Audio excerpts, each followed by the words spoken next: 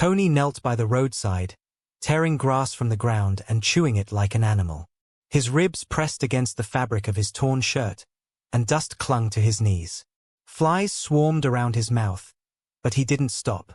He hadn't eaten since yesterday morning, and the hunger felt like fire in his belly. From inside the compound, his auntie's voice cut through the air. "If you come back before sunset, I'll skin you alive." Welcome back. As you enjoy the story, don't forget to like, comment, subscribe and also share with your friends. Now back to the story. Tony knelt by the roadside and ate grass. He did not pluck carefully like a goat. He tore fast, shoved the green blades into his mouth, and chewed hard so he would not think. Flies settled on his lips. Dust clung to his knees. His stomach, empty since the day before, made a loud sound, the kind that draws eyes. He swallowed and reached for more. Inside the compound, his auntie's voice carried like a whip. "Useless boy. If you come back before sunset, I will skin you alive." She had sent him out with one errand: sweep the front yard, fetch water, and disappear until evening so he would not waste food with his smell. Tony's shirt was faded and torn at the shoulder. The cloth used to be bright, with small yellow triangles, but now it hung like a rag. His shorts were too small, and the hem bit into his thighs. He was 9, but bones stood out on his chest like the ribs of a fish left in the sun. A car slowed on the main road, a dark SUV with dust on its sides. The driver pressed the horn twice. The man in the back seat leaned forward and stared. He wore a flowing boo-boo, white with blue embroidery at the neck. The cap on his head matched the pattern. A woman beside him held a phone but forgot to raise it. Both of them were quiet.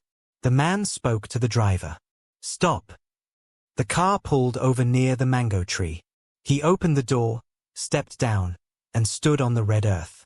He looked again, as if his eyes could not believe what they were seeing. A child kneeling to eat grass like an animal. A girl's voice came from the path. "Tony." Tony turned. Mimi stood there with a small bowl covered with a napkin. She wore a short kanga wrapper in bright orange and black, tied firm at her waist, and a simple blouse with a tear at the sleeve. Beads clicked on her wrist. She ran to him, pulled his hand away from the ground, and pressed the bowl into his fingers. "Eat this one, please." He looked at the bowl like it was a trick. She lifted the napkin. "Gary, a small piece of fried fish, and 2 slices of mango." He blinked fast. "Where did you get it?" His voice came out hoarse. "I saved it from my breakfast," she said. "My uncle came from the city. They cooked plenty. I hid this before my mother saw me." She glanced around. "Your auntie."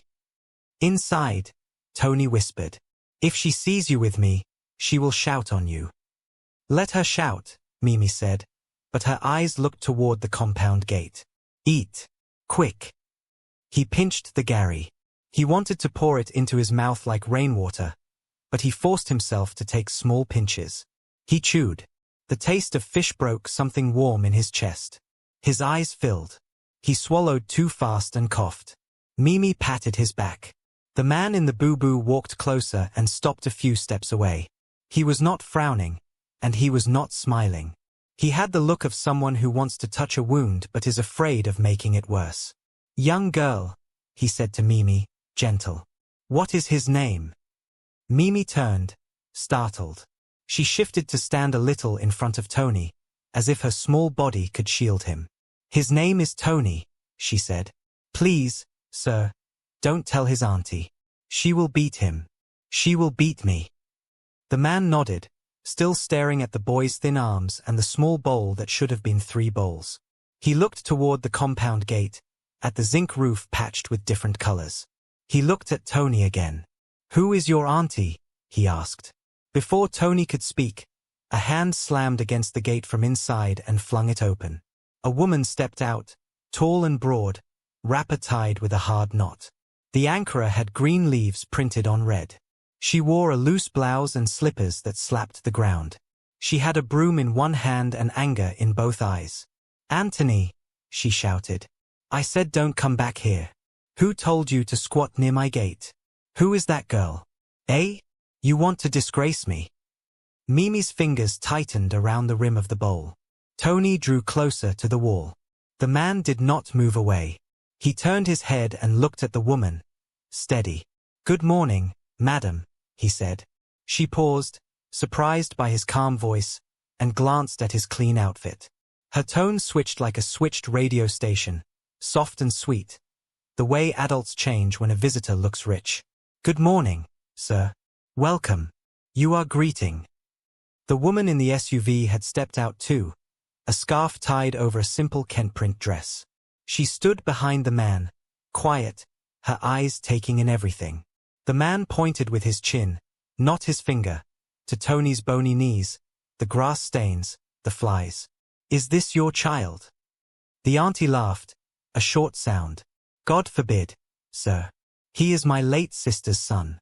She dumped him on me and died. I am only helping. Children of nowadays, they don't listen. I feed him but he prefers roaming. Look at him, rolling in dirt." Mimi opened her mouth, but Tony shook his head, tiny, begging her not to speak. She closed it again and looked at the ground. The man said nothing for a moment. He looked at Tony, at Mimi, at the bowl. He looked at the auntie. "What is your name?" he asked. "Margaret," she said, raising her chin. "People call me Maggie." "I am Daniel," the man said. He glanced once more at Tony, then at the compound behind Maggie. A line of washed clothes hung there, bright head ties, a child's shirt that did not belong to Tony, a boo-boo that looked new. A pestle leaned against a wall. A small boy, Maggie's son, peeped from behind the doorway, a biscuit in his hand. "Madam Maggie," Daniel said, voice still mild, "I saw this boy eating grass." Maggie's face changed. "Sir, children play," she said quickly. "He was only touching the ground. Is it because he is thin? His body is like that. Some children refuse to eat. I try my best." "Your best?" Daniel repeated. "Yes," she said. "Ask anybody." Mimi could not hold it. "She locks the pot," she blurted. "At night he sleeps outside. Yesterday he licked palm oil from the lid. I saw him." Maggie turned on her, eyes sharp. "You this child?" Daniel raised his hand, not in threat, but in a small request for pause. "Please," he said. He crouched so his eyes were level with Tony's. "Tony, is that your name?" Tony nodded, eyes on the ground. "How old are you?" 9, Tony said. "When did you eat last?" Daniel asked. Tony looked at the bowl and then at the ground again. "Yesterday morning," he said, "but only pap water." Daniel's jaw tightened. He stood. He looked at Maggie. "I am visiting my sister in this village. I was on my way to greet the elders. I will return. We will talk." Maggie pressed a smile on her lips. "No problem, sir. Come. We will talk. But please, sir, don't listen to children too much. They can lie." Daniel's eyes were calm, but something behind them had shifted. He nodded once, then turned to Mimi. "Thank you for feeding your friend," he said. "What is your name?" "Mimi," she said, voice small. "Good," he said. "Protect him till I come back." He got into the car. The woman in the Kent dress took one last long look at Tony, then followed. The SUV pulled away, leaving a line of dust. Maggie waited until the car was out of sight. Then she grabbed Tony's ear and twisted. He cried out and dropped the bowl. The Gary scattered into the dirt like small white stones. "So you want to disgrace me in public?" she hissed. "You told strangers I don't feed you? Is it not you that eats like termit?" Mimi, shaking, bent and scooped the fallen Gary into her palm, as if saving sand from a flood. "Auntie Maggie, please," she said. "It was my food. Don't beat him." "Your food?" Maggie snapped. "Thief! Your mother will hear of you." She raised the broom. A voice came from the gate. "Maggie!" An older woman stepped in, head tie tied high, wrapper of deep purple with gold patterns. She carried a basket on her arm. "Why are you shouting again? The whole street can hear you." Maggie dropped the broom a little. Mama F, good morning. This stubborn boy, she moved her hand in a rough circle that meant more words than it said. The older woman, who lived 2 houses away and had seen more than she spoke, looked at Tony's knees, at the green stain near his mouth that had not yet faded. Her eyes softened. She sighed and shook her head. Let the boy rest, she said. Hunger can make a person mad. Maggie clicked her tongue. People are watching me like I enjoy suffering him. Did I call hunger? If you like, take him to your house. Let him spoil your own children. Mama F looked at Mimi. Carry that bowl before it finishes on the ground, she said softly. She turned to Maggie. Talk gently. Maggie rolled her eyes, then pushed Tony toward the gate with the back of her hand. Go and sit by the drum of water, she said. If I hear your voice, I will flog you. She faced Mimi. And you, run home. Tell your mother what you did. Thief. Mimi's lower lip trembled, but she nodded and backed away, still holding the little Gary left. She glanced at Tony. He nodded once, the way someone nods when words cannot come. She turned and ran down the path. Tony sat beside the blue plastic drum that held water for the compound. The drum had a lid that always stayed closed except when Maggie or her son wanted a bath. He could feel the coolness of the water through the plastic and wished he was inside it. Floating, belly quiet, mind quiet. He remembered when water was not locked. Before his parents died, their house had a clay pot in the corner, and anybody could drink. He remembered his father's laugh, big and round, and his mother's wrapper, yellow with small black squares. He could not remember their voices very well, but he remembered their hands, how they always smelled of smoke and soap. People said his father fell sick without warning. People said his mother did not survive the same week. The words came fast then. Burial, relatives, move. Maggie came with loud tears and took him the same day. He was 5. He thought it would be for a while. It had been 4 years. At first, she treated him like a guest. She cooked beans with palm oil and shared a little with him. Then school started again and her own children needed shoes, and she began to count every grain of rice. She said, I cannot feed another mouth and still breathe. Your parents left nothing. She said, eat once a day and thank God. She said, don't touch the pot. I will know. Tony learned to make himself small. He learned which neighbors might throw him a piece of yam peel. He learned which shops would chase him away and which would let him stand quietly in the shade. He learned to drink water when hunger felt like fire. He learned to sleep outside on hot nights and pretend the stars were a roof. Mimi showed up one dry afternoon like a little storm, full of questions and laughter. She had moved to the next street to live with her mother after her father left for work in another town. The first time she saw Tony, he was carrying a bucket that looked bigger than him. She walked beside him and talked about nothing until he smiled. She came again the next day with a boiled egg hidden in her pocket. My mother says never to waste food, she said. So I must not waste this egg. She broke it in 2 and gave him the bigger half. From that day, she found ways. Sometimes she pretended to be full and forgot her leftovers under the mango tree. Sometimes she brought soap for his washing and said it was a gift from church. Sometimes she simply sat with him in silence. Their friendship was not loud. It was small and stubborn like a weed that grows through concrete. It kept him alive. That morning, hunger pushed harder than pride. Tony had tried to ignore it.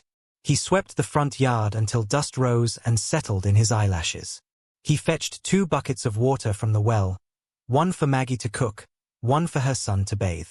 He scrubbed the smoky pot with sand.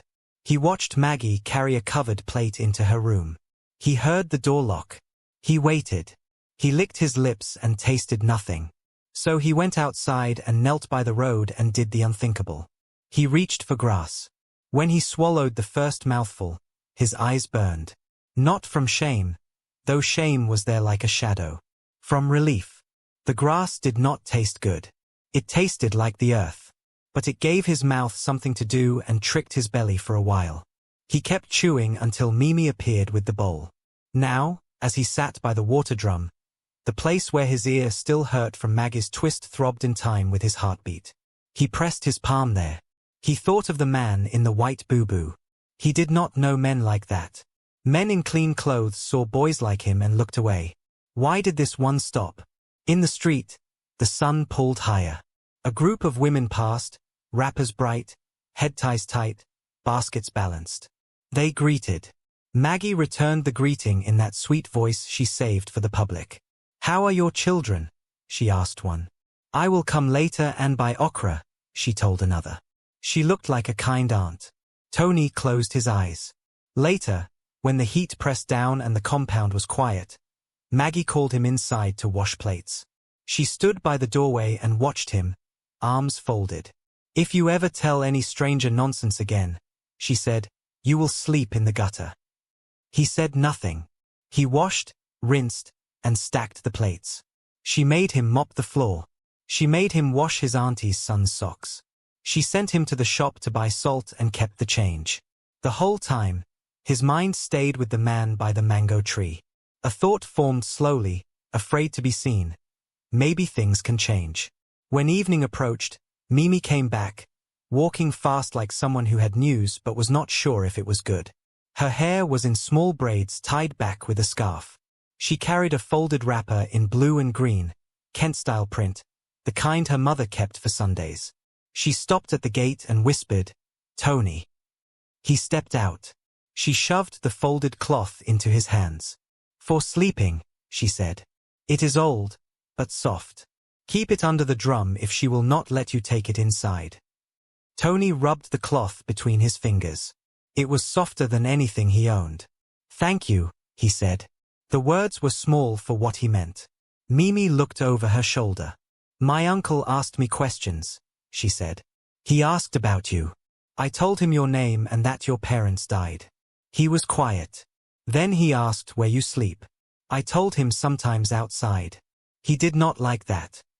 Tony's heart started to beat a little faster. "Did your mother shout?" he asked. "She warned me to mind my business," Mimi said. "But my uncle said, sometimes your business is the thing in front of your door." Then he asked where your aunt stays during the day. I told him she sells okra at the market. He nodded. She paused. He said he would come back. Tony looked down at the cloth. "Will that make things worse?" he asked. Mimi swallowed.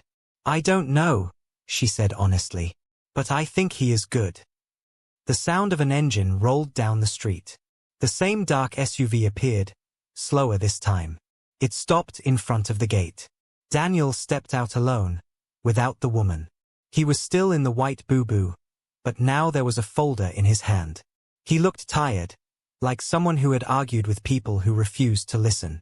Maggie flew to the gate with a smile wide enough to swallow a lie. "Ah, sir. You came back. Welcome. Please, enter. Sit. Anthony, bring Che." Tony rushed, lifted the plastic chair that had a small crack on the back, and set it near the door. Daniel did not sit. He looked around the compound slowly, eyes on details other people did not see. Where the pot was kept, where the boys' mat might be, the way the chickens pecked near a pile of bean chaff, the cracked bowl by the wall. He looked at Tony last. "Good evening," he said. "Are you well?" "Yes, sir," Tony said. Daniel opened the folder a little, then closed it. He spoke to Maggie. "Can we talk inside?" Maggie's smile tightened but held. "Yes, sir. Enter." She led him into the small living room where a calendar from last year hung crookedly, showing a photo of a man in a suit shaking hands with another man in a suit. A small TV sat on a wooden stand with lace cloth. A child's school bag lay in the corner. Tony stood near the door, not sure if he should enter. Daniel motioned for him to sit on the edge of another plastic chair. He sat, back straight. "Madam Maggie," Daniel began, "I went to greet the elders, and I asked about this boy. They know his parents. They know you took him in.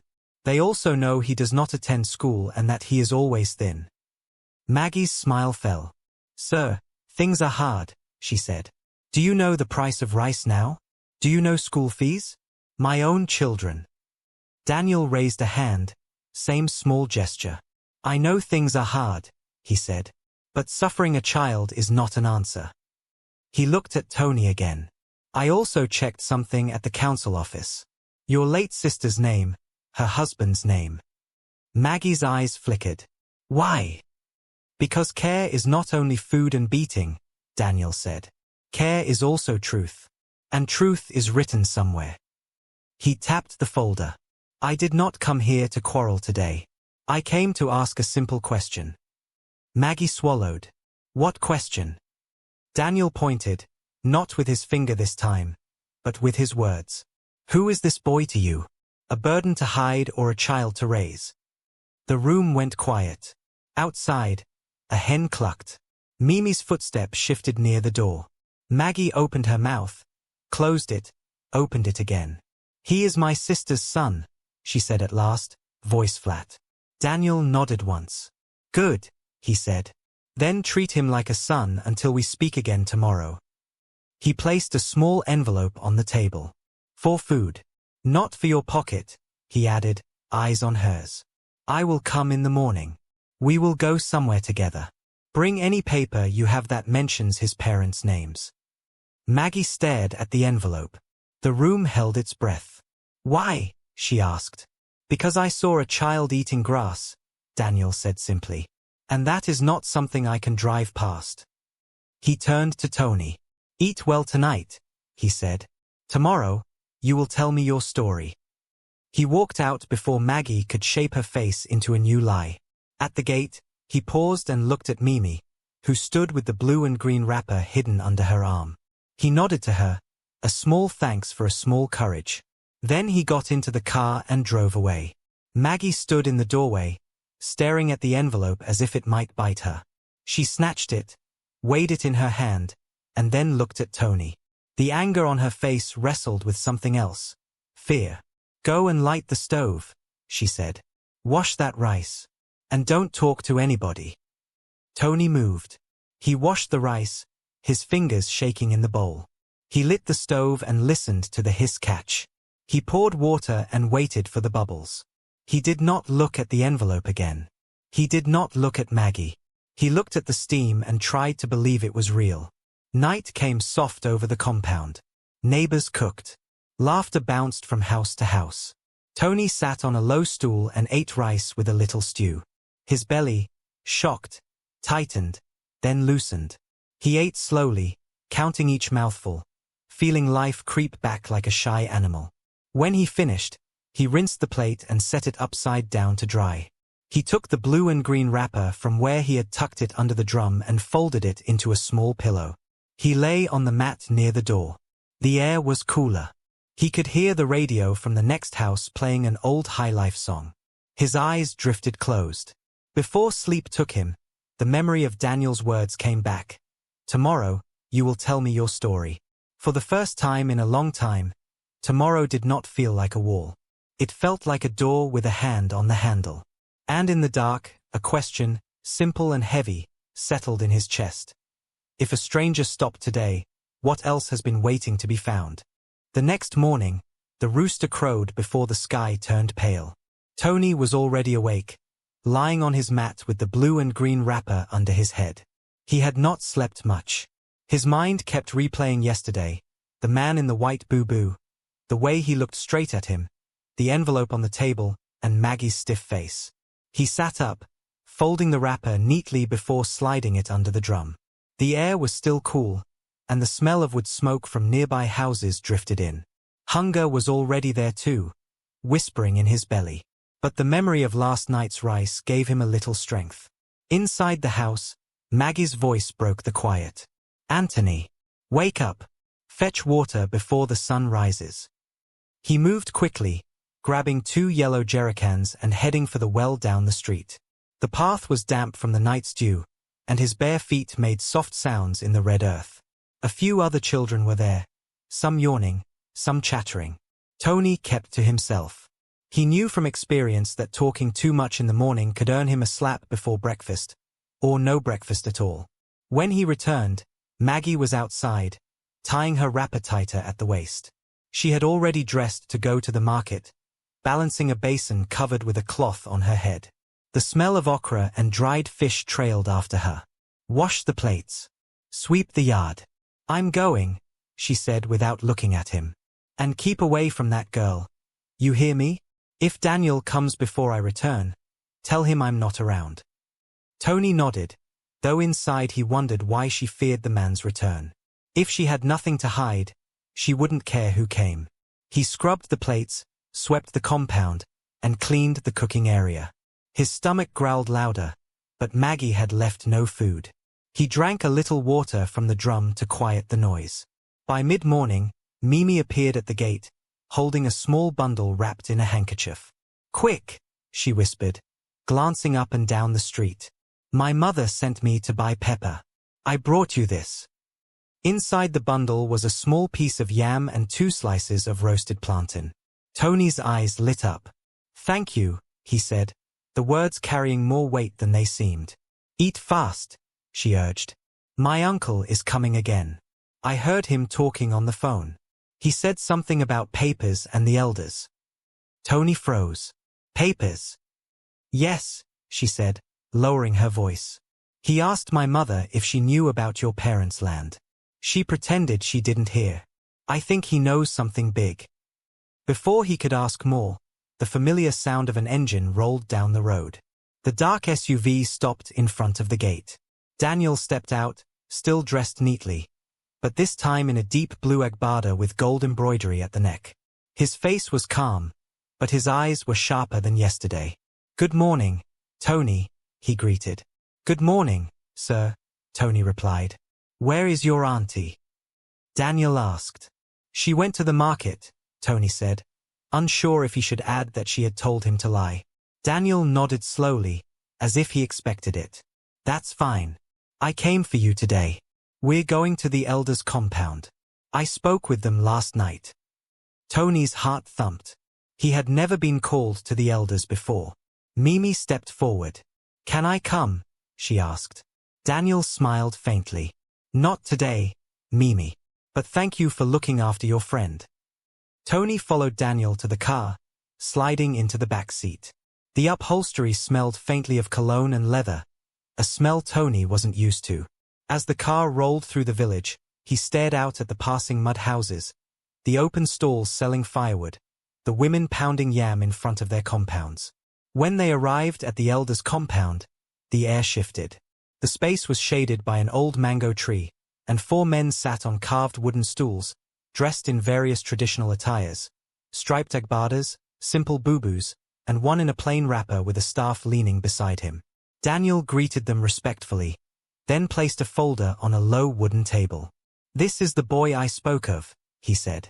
His name is Tony, son of the late John and Esther Okoye. The elders murmured among themselves.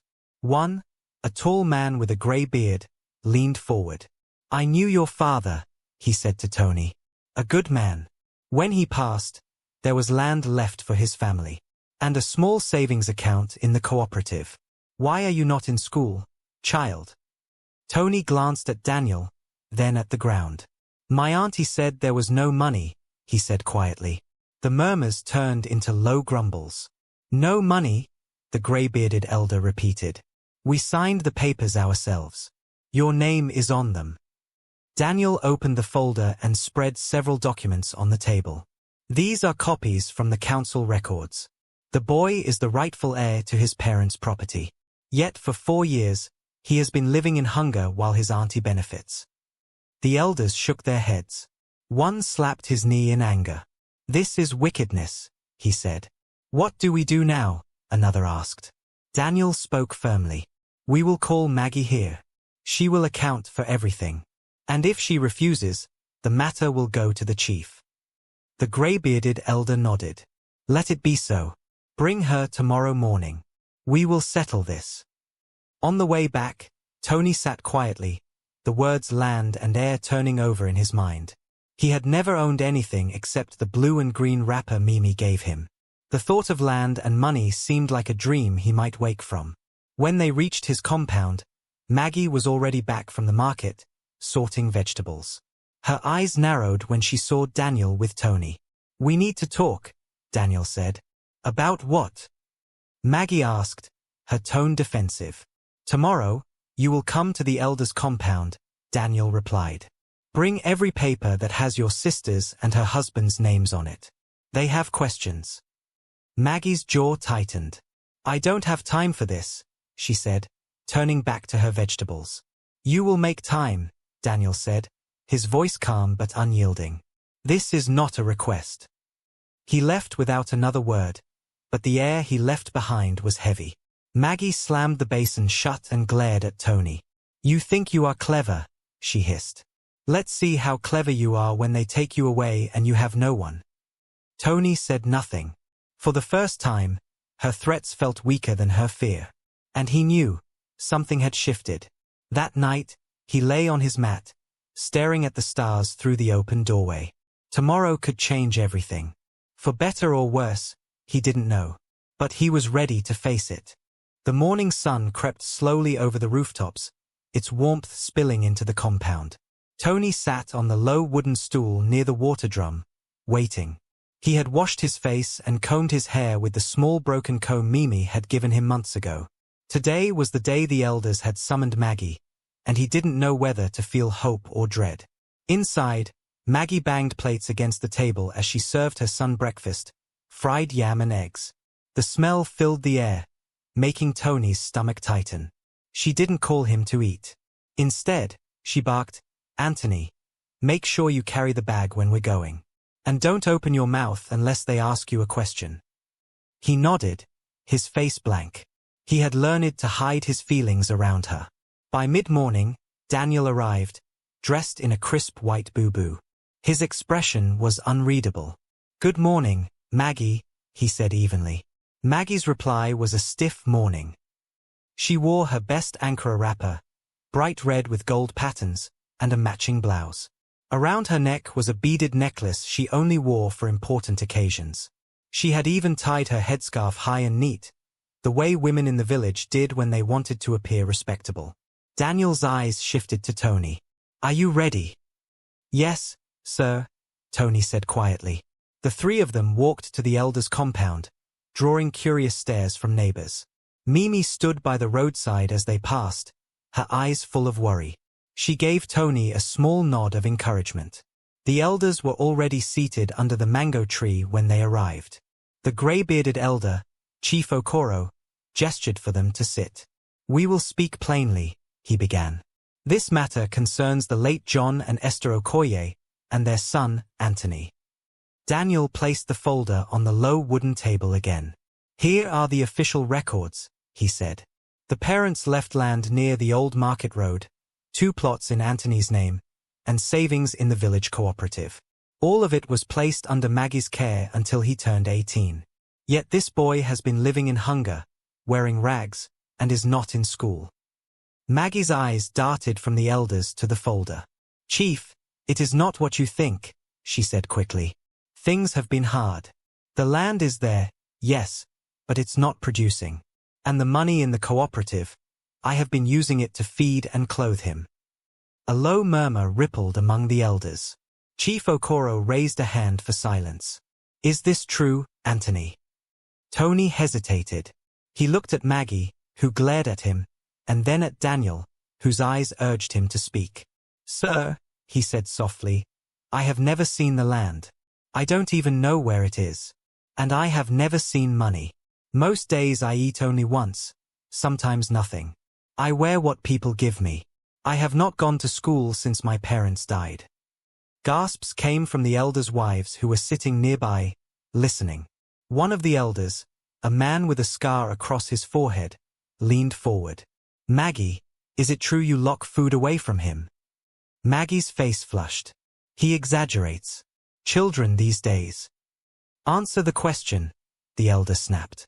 Maggie's voice faltered. Sometimes. Yes, but it's because food is scarce. I have my own children to feed. Daniel's calm voice cut through. And yet, the cooperative records show large withdrawals in the past 4 years.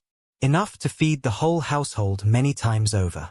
Enough to pay school fees for Anthony and your children. Chief Okoro's eyes hardened. Maggie, you were entrusted with your sister's only child. This is not guardianship. This is theft. Maggie's head lowered slightly, but her mouth tightened. I did what I thought was best. Who will take care of him if not me? Daniel stepped forward. I will. His voice was firm. From today, Anthony will live with me in the city. I will enroll him in school, feed him, and ensure he has the life his parents wanted for him. The land and the remaining savings will be secured until he is of age. The elders nodded in agreement. So be it, Chief Okoro declared. Maggie, you will bring all documents and keys to the cooperative office this afternoon. You have shamed your late sister's name. Maggie's lips trembled. For the first time, she looked less angry and more afraid. You can't just take him, she whispered. He's all I have left of her. Daniel's eyes softened just a fraction. If you had loved him as she would have, we wouldn't be here. Tony sat frozen, trying to understand what had just happened. The words "live with me in the city" echoed in his head. A part of him wanted to shout with joy, but another part was afraid Maggie might find a way to stop it. As they left the elders' compound, Maggie walked a few paces behind, silent. Daniel placed a reassuring hand on Tony's shoulder. I promised you yesterday that you would tell me your story, he said. Now, I promise you something else. You will never go hungry again. For the first time in years, Tony allowed himself to believe it might be true. That evening, while Maggie sulked inside, Tony sat outside with Mimi, telling her everything. Her eyes widened. You're leaving?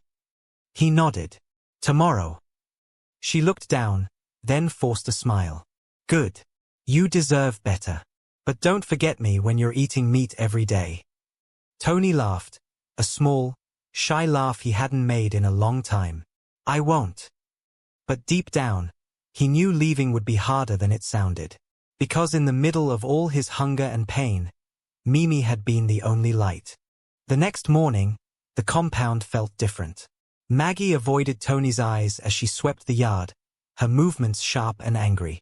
She had been forced to hand over the documents and the remaining cooperative money to the elders the evening before. The shame of the meeting still clung to her like smoke. Tony sat on his mat, waiting for Daniel. His few belongings, an old shirt, the blue and green wrapper Mimi had given him, and the broken comb, were wrapped in a small nylon bag. It wasn't much, but to him it was everything he owned. When Daniel's SUV pulled up, the engine's deep rumble drew the attention of neighbors. Curtains shifted, voices lowered. Daniel stepped out, dressed in a simple cream-colored kaftan, and greeted Maggie politely. Good morning. She replied stiffly, Morning. Her eyes stayed on the ground. Daniel turned to Tony. Are you ready? Tony nodded. His hands gripped the nylon bag tightly. Mimi appeared at the gate, carrying a small calabash filled with roasted groundnuts. She walked straight to Tony and pressed it into his hands. For the road, she said, forcing a smile. And so you won't forget me. Tony's throat tightened. I could never forget you, he said quietly. Daniel placed a gentle hand on Mimi's head. Thank you for being his friend when no one else was, he said. You have done more for him than you know. They were about to leave when Maggie suddenly spoke. Wait. She stepped forward, her voice trembling. Anthony. I'm sorry. Tony froze. It was the first time she had ever used his full name without anger. Her eyes were wet, but her face still carried the weight of pride. I shouldn't have treated you that way. I thought if I kept everything for myself, I would be safe. I was wrong. The apology felt strange in the air. Part of Tony wanted to walk away without answering, but another part, the part that remembered his parents telling him not to carry bitterness, made him speak. I forgive you, he said softly, but I can't stay. Maggie nodded slowly. I know. Daniel led Tony to the car. As they drove away, Tony looked out of the window and saw Mimi waving, her small frame growing smaller with each turn of the road. He waved back until she disappeared from view. The journey to the city was long, passing farmlands, rivers, and bustling roadside markets. Tony pressed his face to the window, drinking in the new sights. He had never been beyond the next village before. When they finally reached Daniel's home, a spacious compound with a painted gate, Tony could hardly believe it. Inside, there was a real bed waiting for him, clean clothes folded neatly on top, and a kitchen that smelled of fresh food. That night, Daniel called him into the living room. "From now on," he said, "you will go to school. You will eat well. And when you are old enough, you will know how to manage the land your parents left you. It is yours, and no one can take it away again." Tony swallowed hard, trying to speak, but the words stuck. Instead, he nodded, his eyes shining. Days turned into weeks, and slowly, the boy who once knelt by the roadside to eat grass began to change. His cheeks filled out, his eyes grew brighter, and his laugh came easier. He learned to read and write. He discovered he was good at drawing, and Daniel encouraged him to keep practicing. But Tony never forgot where he came from. Every month, he wrote letters to Mimi, telling her about school, sending her small gifts from the city. And when Daniel drove him back to the village for visits, he always stopped first at her house before going anywhere else. Years later, when Tony turned 18, the land his parents had left was officially transferred to him. He used part of it to build a small school in the village, free for orphans and children from struggling families. On the day the school opened, Maggie came quietly and stood at the back, watching. She didn't speak to him, but when their eyes met, she gave a small, grateful nod. Thanks for watching. Please like, share, subscribe and turn on your notification for more. See you soon.